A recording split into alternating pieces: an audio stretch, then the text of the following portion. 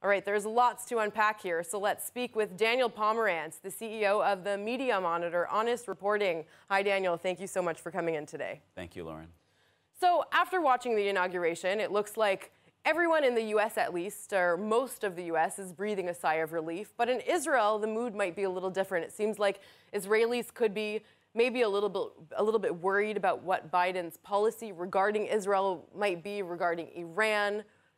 What's going on here? What do you have to say about that? Well, the leaks that have come out and the statements that have come out so far from the White House seem to be pretty encouraging. Antony Blinken, the incoming Secretary of State, says he wants to pursue his two-state solution, but seems aware of the challenges, saying there's a long way to go before we'll get there. Other leaks have indicated that the Biden administration is going to continue the regional peace approach in terms of the Abraham Accords. And so some of the issues that are most important to Israel, it seems like will continue. One issue that's worrying, perhaps even more to Palestinians, is Mohammed Dahlan has been very critical of Mahmoud Abbas, the Palestinian president, seems to want to run for his seat, and has been indicating that Biden's support for Abbas could allow the corruption to remain entrenched. And he actually criticizes America for not putting enough pressure on the Palestinian Authority. Interesting. Do you think that could have, say, an effect on what's going to happen in the upcoming Palestinian elections that we're supposed to have later this year? Well, I'll go out on a limb and say I don't think it's coincidence that the elections were scheduled after the new president was already chosen in the United States.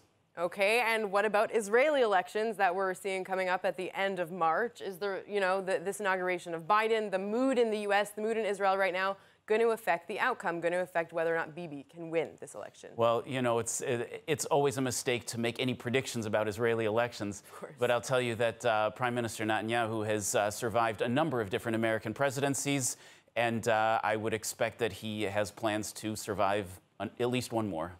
Let's talk about this F-35 sale that Trump signed just before leaving office. What is his intention with signing this literally moments before leaving the White House? Well, part of the talks in the Abraham Accords was that F-35s would be part of the deal to sweeten the deal for some of the Arab parties that were engaging. And perhaps the former president was just trying to keep his word to the United Arab Emirates. It raises some concerns among some people who are worried about Israel's qualitative edge, but the F-35 has been out for a few years now, and there are already new innovations to the F-35, some made by Israel, some made by America. So it's not at all clear that the F-35, which the UAE has, is necessarily the equivalent of what America and Israel has. But Israel has still largely accepted the fact that the UAE now has these jets. They now, have the most advanced military jets in the world, maybe not with all the technology that the U.S. and the Israeli jets have, but it's pretty much up there.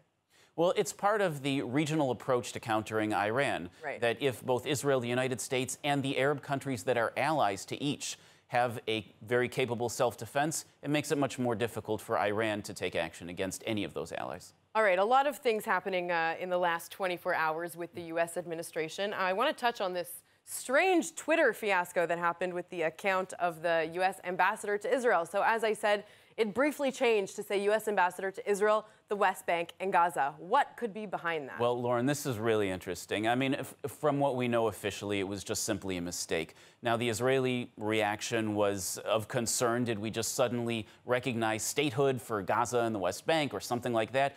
But what really caught me was the Palestinian reaction. The Palestinian Institute for Public Diplomacy reacted by saying, have we been reduced to this? Meaning, has the state of Palestine been reduced to only Gaza and the West Bank? People who know Arabic and who follow the Palestinian Authority know that their official position is that occupied territory means all of Israel, and to compromise is somehow a betrayal of the Palestinian cause. We hear that often in Arabic, very rarely in English.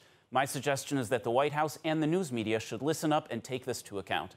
So who could potentially be behind this? Who has the password for that Twitter account?